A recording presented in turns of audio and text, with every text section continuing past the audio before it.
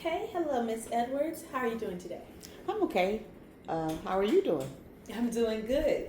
So, last time we talked, you said you were feeling a little overwhelmed at work. How's that going?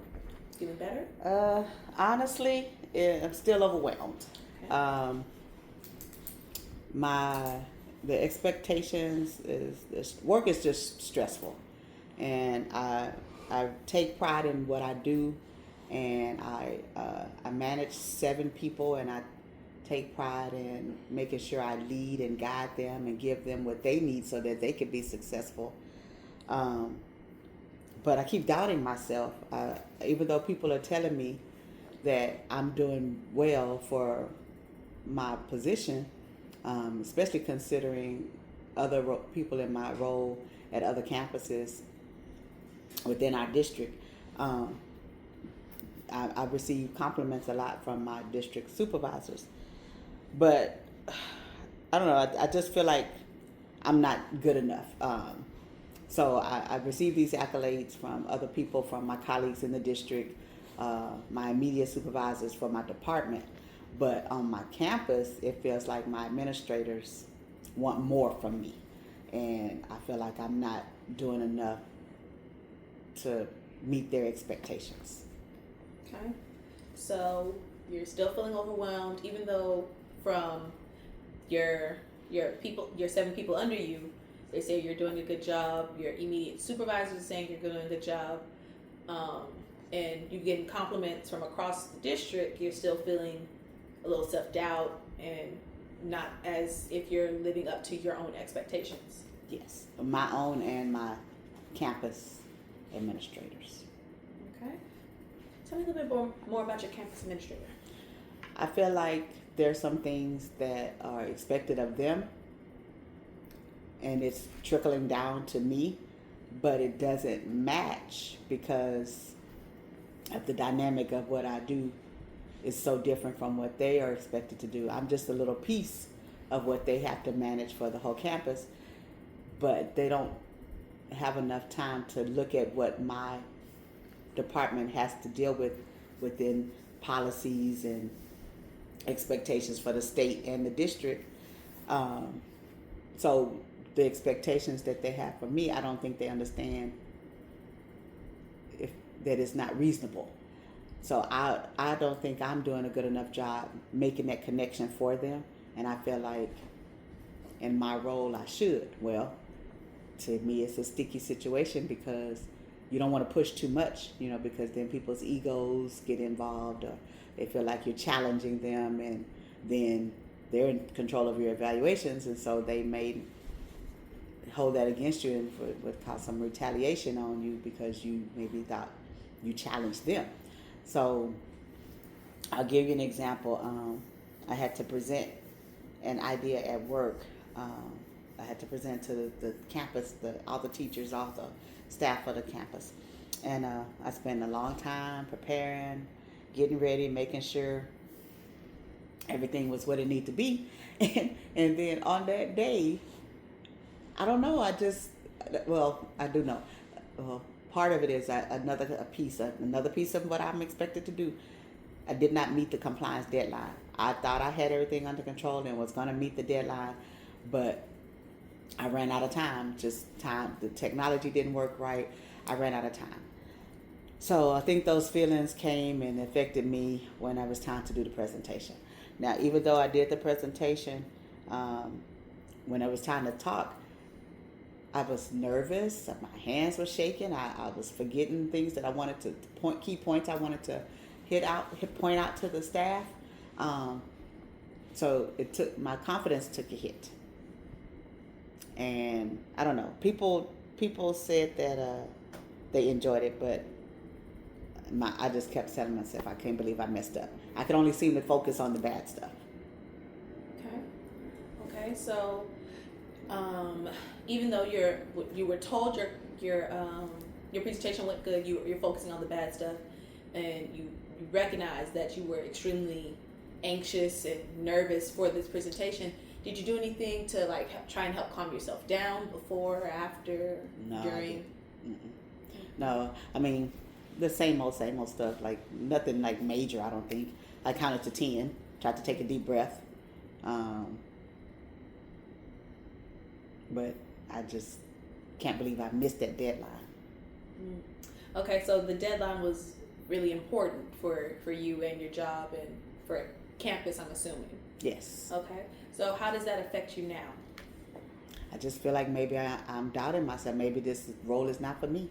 Maybe I should try doing something else and let somebody else with more experience or with more experience with my type of work do the job. Maybe I'm not the one for the job.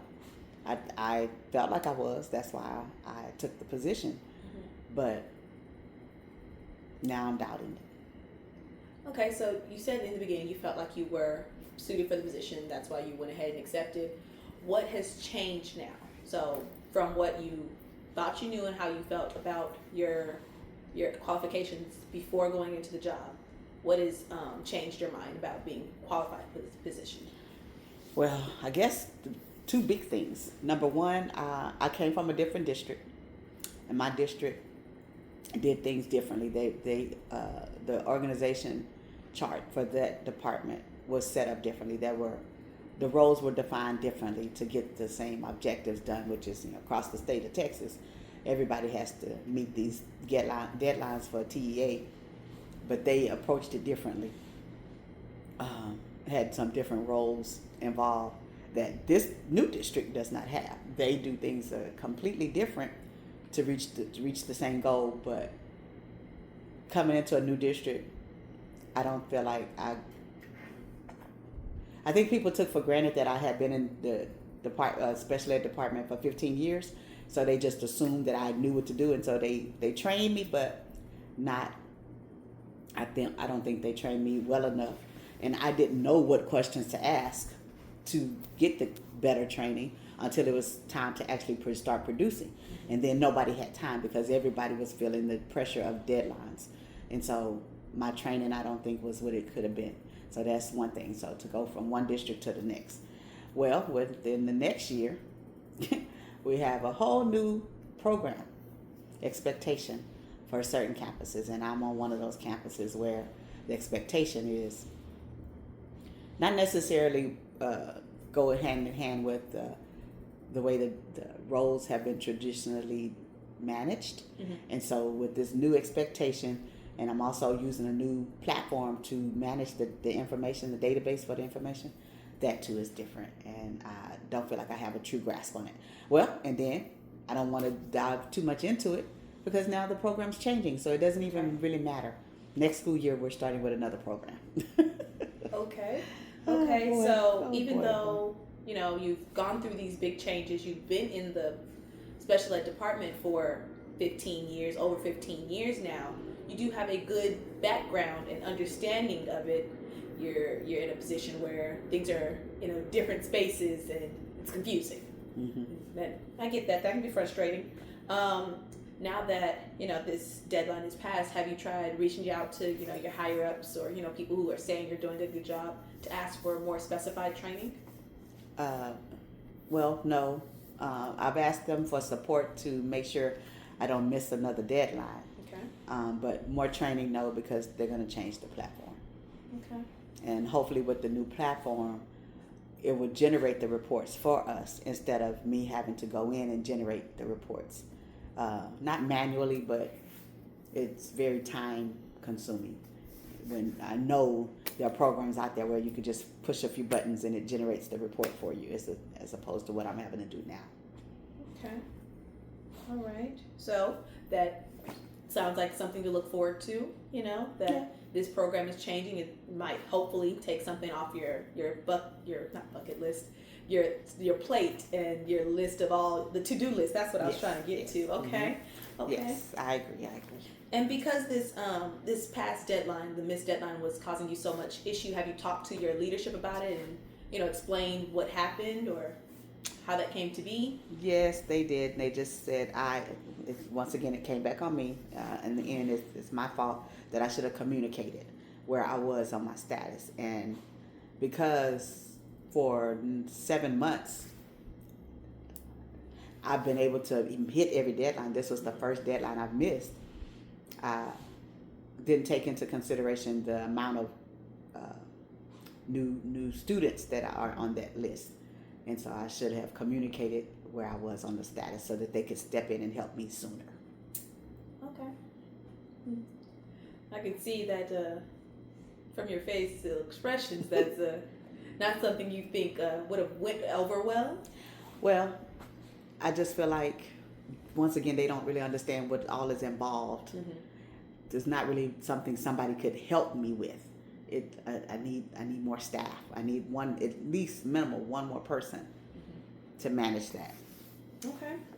So, all right. So basically, what I'm hearing, you're in a position where you're overwhelmed, but you're at some point coming soon, the next school year, that system's going to change. The one that's causing the most problems,